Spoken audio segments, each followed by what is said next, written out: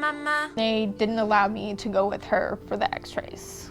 So I had to go back to the room by myself and wait for her to come back.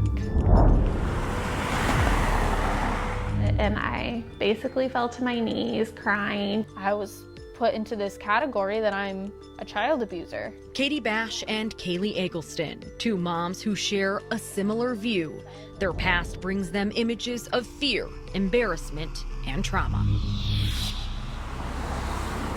While their journeys are different, it all started when their children needed medical help. For the Egglestons and their baby Kaylin, it started in June 2020. And when I went to change her, I found a bruise on her back, and I panicked. A bruise that didn't make sense for a 5-month-old, and the Egglestons had good reason to worry. Kaylee's husband Chase has a family history of blood cancer. That's the first place that my head went to. And like, that can't happen. That can't happen to my girl. Kaylee immediately took Kaylin to her pediatrician, but her blood work came back normal. A relief, Kaylin was sent to a hematologist at Children's Mercy for further workup. But before they ever made it to the appointment, a new investigation began. And then it was like my worst nightmare was starting to come true. Kaylee says she got a call from Jackson County telling her to take Kaylin to Children's Mercy for an abuse workup. I started bawling. I just instantly started bawling. It's not clear who made the initial hotline call. I'm walking into this ER feeling like a criminal. Kaylin underwent a number of tests, including a full body x-ray. Kaylee says she wasn't allowed to be alone with her baby. I had to watch them strap my 5-month-old to a table and not be able to comfort her. The x-ray came back normal. Still, Children's Mercy's diagnosis, physical child abuse. There was a bruise.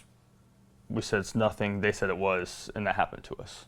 End of discussion. Mm-hmm. Hospitals are required by law to report even the smallest suspicion of abuse. Dr. Lisa Schrader is the Chief Medical Quality and Safety Officer at Children's Mercy. Imagine the devastation if we didn't report it and somebody that you didn't even know was happening was injuring your child, and we missed those early signs and they came back with a worse injury. I felt like those doctors and nurses put us on trial there. In March, a fever and vomiting prompted Katie and Kyle Bash to take their son Wyatt to Children's Mercy in the Northland. You got him! Good job, buddy. Staff noticed bruises on Wyatt's back, fingerprints. Kyle says while playing with Wyatt, he tossed him up and down in the air that week. Katie says both she and Wyatt bruise easily. An x-ray was also done on Wyatt. A Children's Mercy radiologist indicated a fracture on one of Wyatt's ribs. Staff transferred Wyatt to Children's Mercy downtown for additional workup.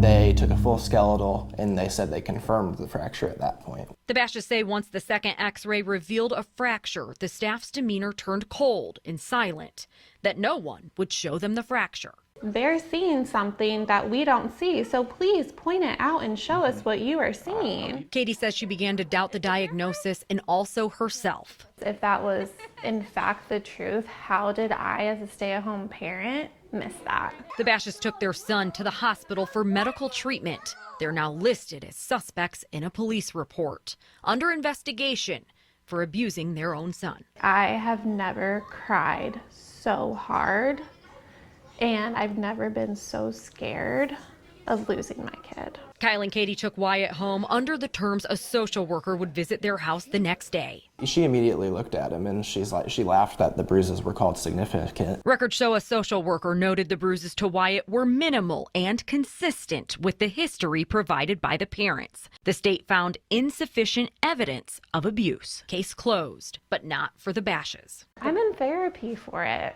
I lost all of my confidence as a mom because of this. Still worried about the diagnosed fracture, the family took Wyatt to 2 other x-rays, including one at diagnostic imaging. No fracture found.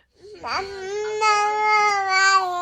Egglestons also got to take their baby home, but under the terms, they couldn't be alone with her. Social workers visited the home on a weekly basis. The Egglestons attended parenting classes and family court hearings. Fearful criminal charges could be looming, the Egglestons hired attorney Kelly Gilmore. Gilmore now works with families she believes are wrongly accused of abuse. Most of those families have all wanted to challenge what the outcome of the medical diagnosis was, because it doesn't add up and it doesn't make sense to them. 4 months after Kaylin's diagnosis of physical child abuse, Kaylee noticed a popping sound coming from Kaylin's hip. Kaylee took Kaylin back to a doctor at Children's Mercy, who diagnosed Kaylin with hip dysplasia, which was causing the bruising on that lower back, rather than the physical abuse that was stamped on their medical records. Case closed, but not for the Egglestons.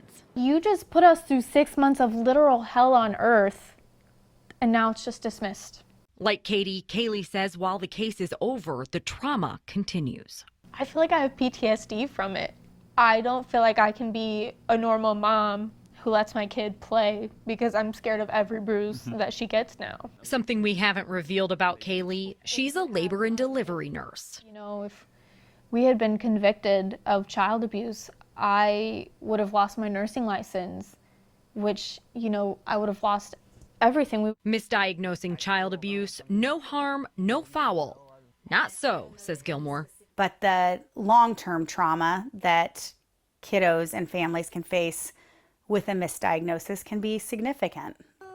The families and Gilmore tell us they do see the other side of this. Medical staff working to prevent kids from going back into abusive homes. But the Bashes and the Egglestons say it all went too far. Kaylin now wears a brace to correct her hip dysplasia. Her mom wants medical staff to look into things further before reaching a conclusion of child abuse. I want there to be more than I see a bruise on a child, it's being abused. Katie Bash agrees, but she also says the staff at Children's Mercy judged them unfairly. She wants that to change. It was, oh, we have an x-ray of a potential broken rib. You are guilty of doing it. Like there was no other explanation. We're not judging them and we're not accusing them. That's not our role. Dr. Schrader admits when it comes to a medical diagnosis, including that of child abuse, doctors don't always get it right. That's actually one of the things that keeps me awake at night. Watch out and be careful. This is real.